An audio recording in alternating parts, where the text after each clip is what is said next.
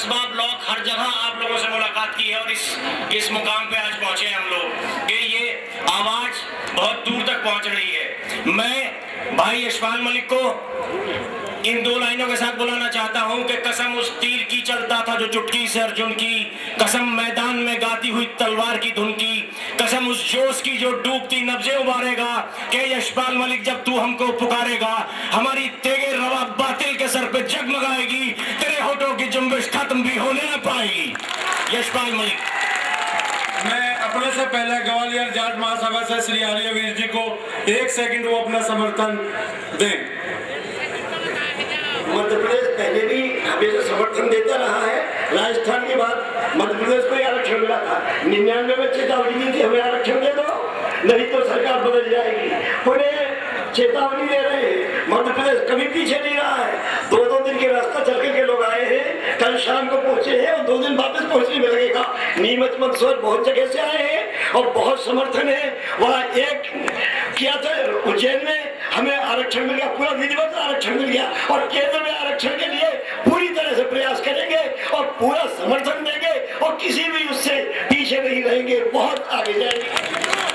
आरक्षण संघर्ष समिति उत्तर प्रदेश के अध्यक्ष भाई यशपाल मलिक। चौधरी अजीत सिंह जी, चौधरी सतपाल सिंह मलिक जी, हमारे चौधरी गठवाड़ा खाप के दाता चौधरी बलजीत सिंह जी, चौधरी हरिकिशन सिंह जी एवं सभी खापों के मेरे सम्मानित व्यक्ति हैं, सम्मानित मंच सभी प्रदेश अध्यक्ष। जब मुझे भाई युद्धवीर सिंह और दारा सिंह जी ने इस जिम्मेदारी को दिया 5 महीने पहले, उस लगातार संघर्ष और मेरे साथ मेरे हजारों साथियों जो इस संघर्ष में काम करते रहे लगातार, मैंने ना कभी चैन ली ना मेरे साथियों ने चैन ली और आज हम सब लोगों के बीच में पहुंच के हम सब इकट्ठा हुए कि इस लड़ाई की स्थिति क्या हो और हम निर्णय क्या ले।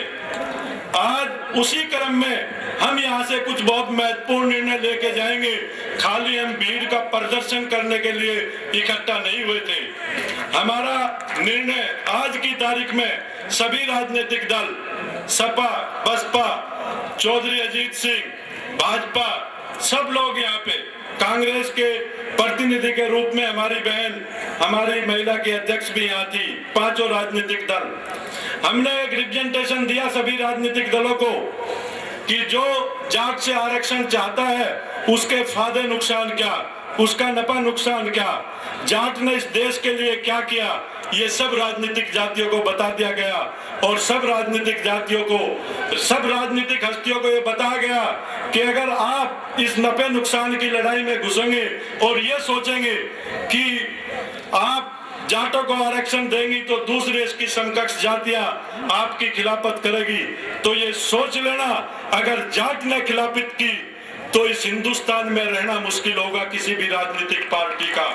ये हम विश्वास दिलाते हैं, ये हमारा इतिहास कहता है। भाई युद्धवीर सिंह जी बताते हैं सन 643 ईस्वी से लेके और देश आजाद होने तक जाट ने क्या नहीं किया, इसके बारे में अभी डिस्कस समय कम है, हम लोग नहीं करते, आप भी जानते हैं और मैं जानता हूँ। इस सभा के माध्यम से आज हम 3 प्रस्ताव पास करना चाहते हैं और मेरा निवेदन है इस लड़ाई को लड़ने के लिए इन 3 प्रस्तावों की जो आवश्यकता है वो बहुत बड़ी आवश्यकता है। इसके बाद में जो रणनीति का खुलासा इन प्रस्ताव पास होने के बाद में भाई युद्धवीर सिंह जी संघर्ष का बिगुल बजाएंगे और इस संघर्ष को हम जारी रखेंगे।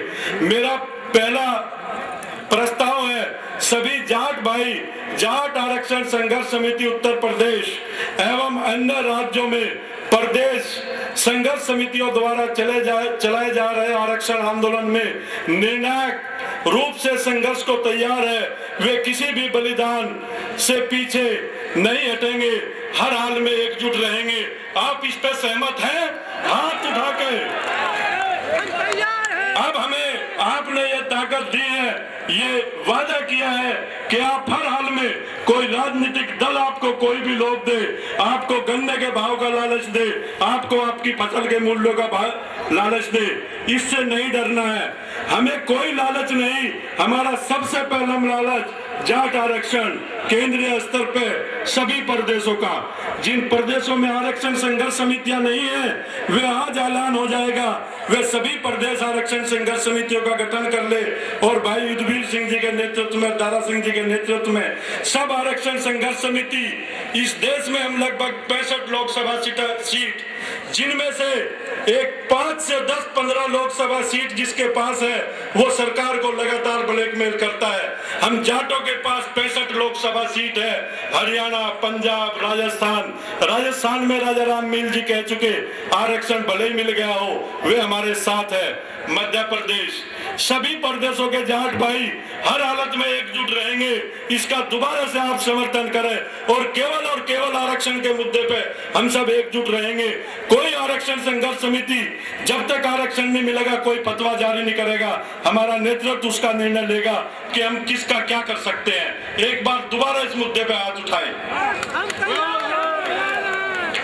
वर्ष 2009 के आम चुनाव में अभी 3 महीने बाकी है और राजनीतिक पार्टियों को 8 तारीख का सम्मेलन मेरठ में इसलिए रखा गया था, ये क्रांति की भूमि है और लड़ाई की शुरुआत यहाँ से होती है। और मेरठ और हरियाणा के जाट जब लड़ाई की शुरुआत करेंगे तो उसका नतीजा भी मैं आगे बता दूंगा। 2009 के आम चुनाव में अभी 3 महीने बाकी है। हम सभी राजनीतिक दलों के पास जाट आरक्षण के बारे में फैसला करने का 3 महीने का पर्याप्त समय है। किसी भी राजनीतिक दल को यह कहने की जरूरत नहीं पड़ेगी कि समय कम था, 3 महीने का समय है। चुनाव से पूर्व सभी राजनीतिक दल जाटों को केंद्रीय स्तर पर पिछड़ा वर्ग श्रेणी में आरक्षण के बारे में अपनी स्थिति स्पष्ट करे। जो राजनीतिक दल अपनी स्थिति स्पष्ट नहीं करेगा उसके बारे में भी ऐसा न होने की दशा पर हर लोकसभा सीट पर राजनीतिक दलों को उपयुक्त सबक सिखाने के लिए सबक सिखाओ सम्मेलन आयोजित कर सकते हैं हम लोग। आप इस बात पर सहमत हैं?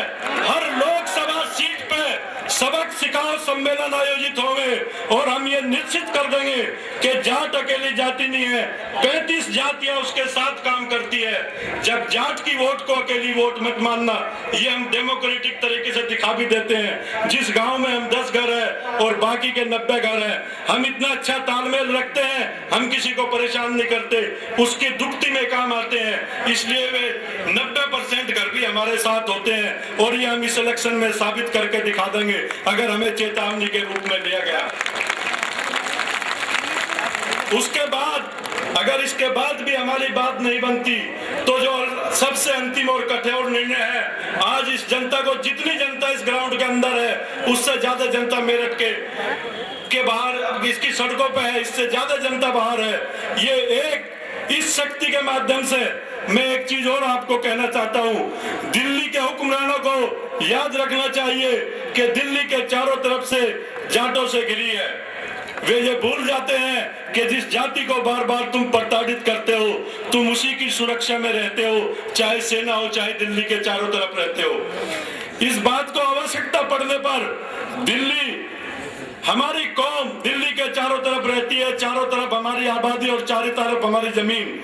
दिल्ली का पानी हमारे यहाँ से जाता है, 90% पानी हम और हरियाणा पिलाते हैं, चाहे सतलज के माध्यम से मिलाओ चाहे गंगा के माध्यम से पिलाओ। ये हम आज शपथ लेके जाएंगे यहाँ से, दिल्ली का पानी, दूध, फल, सब्जी इत्यादि की आपूर्ति और यातायात को ठप करने की व्यवस्था हम लोग नीति बना के कर देंगे। आप इस बात से सहमत है तो मुझे समर्थन दें। इस सारे संघर्ष के लिए बिरादरी को तैयार रहना होगा और रणसिंगा भी ये बजा चुके। इस काम को करने के लिए हमें कहीं जाने की जरूरत नहीं है, व्यवस्था ठप करने के लिए इसकी भी हमारी रणनीति है। दिल्ली के चारों तरफ जाट भाई बसता है, यह हमारा गुजर भाई बसता है। गुजर भाइयों से कुछ जमीन उधार ले लेंगे अगर उनके रास्ते से होकर जाएंगे। दिल्ली के चारों तरफ ये जाट कौम फावड़ा और मेहनत कश कौम है। दिल्ली के चारों तरफ हमारे भाइयों के पास जेसीबी भी है, अगर हमने 100 फुट खाई ना खोद दी तो हमें भी जाट मत कहना। ये आज हम संकल्प लेकर जाएंगे। हम दिल्ली को इस देश का दूसरा हिस्सा बना के दम लेंगे। ये आप सब लोग इस बात का समर्थन करें और इस लड़ाई को लड़ने के लिए आप संघर्ष करो, हम सब आपके घोषणा के बाद सरकारों के कान में कुछ जूर होंगे और जिन प्रदेशों में आरक्षण संघर्ष समिति है, हम लोगों पर दबाव पड़ना शुरू हो जाए। हम लोगों पर दबाव में हम कभी नहीं टूटेंगे, ये कौम के सामने वादा है। चाहे हमें जेलों में रहना पड़े, चाहे हमें कुछ यातनाएं भुगतनी पड़े।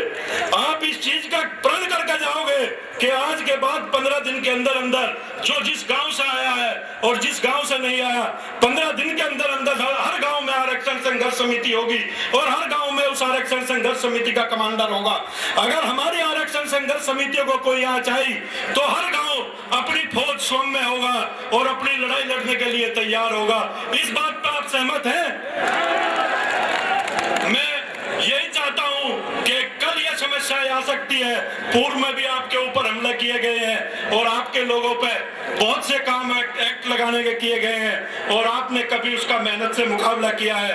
आज मैं अपने राजनीतिक भाइयों से ये कहना चाहता हूं कि आप लोग इस कौम के लिए आपने बहुत कुछ दिया है। चौधरी चरण सिंह ने, चौधरी छोटू राम ने जो हमारा सम्मान बढ़ाया, वर्तमान राजनीति में चौधरी अजीत सिंह, जो सब लोग सम्मान पैदा कर रहे हैं, अब ये सब लोग हमारी कौम की लड़ाई लड़ने के लिए भी तैयार हो जाए। चाहे मंत्री किरण पाल जी हो, चाहे गजेंद्र विधायक जी हो, चाहे सतपाल मलिक जी हो, ये विभिन्न पार्टियों में बहन रेणुका चौधरी ने कहा है उनकी लड़ाई लड़ेंगे।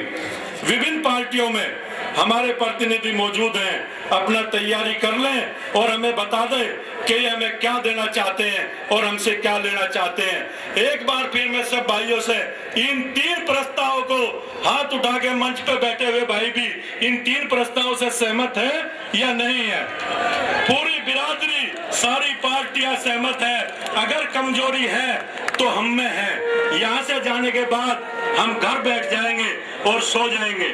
यहाँ से जाने के बाद अगर लड़ाई लड़नी है, जो पिछले 2 महीने में तैयारी चल रही है, 15 दिनों के अंदर अंदर मैं हर जिले पे आऊंगा। हर जिले में गांव की आरक्षण संघर्ष समिति जिला अध्यक्ष तैयार कर ले। 15 दिनों के अंदर हरियाणा के अध्यक्षों को भी हमने निवेदन किया है और बाकी प्रदेशों के भी। इस दिल्ली की ईंट से ईंट अगर बजानी पड़ती है, हम सब तैयार हैं। और आपने जो ताकत दी और जो प्यार दिया पिछले 5 महीनों में और जो विश्वास दारा सिंह और युद्धवीर जी ने जताया, उस सब के लिए मैं ताजीवन आप लोगों का आभारी रहूंगा और निश्चित करूंगा किसी राजनीतिक पार्टी के टिकट के लिए भीड़ को नहीं बेचूंगा जैसे पूर्व में होता रहा है। ये मेरा निश्चित। कुछ राजनीतिक भाई मेरे डरते रहे कहीं मलिक साहब टिकट के चक्कर में ना हो, बात उड़ाते रहे, पोस्टर और बैनर फाड़ते रहे। हम सबको ये कहना चाहते हैं कि राजनीति अलग मुद्दा, समाज अलग मुद्दा। हम सामाजिक आदमी, हम समाज का काम करेंगे। राजनीति के हमारे चौधरी, हमारे बुजुर्ग लोग राजनीति में जो हैं, हमारे बड़े भाई और हमारी कौम के सम्मान के लोग बैठे हैं, ये लोग राजनीति करेंगे और हम इनका सम्मान भी इनकी पार्टियों में कम नहीं होने देंगे। जो ये आदेश करेंगे उसको पूरा पालन करेंगे। लेकिन ये अपनी राजनीतिक पार्टियों को एक बार जाट की लड़ाई लड़ने के लिए तैयार कर लें। बहुत बहुत आप लोगों का धन्यवाद।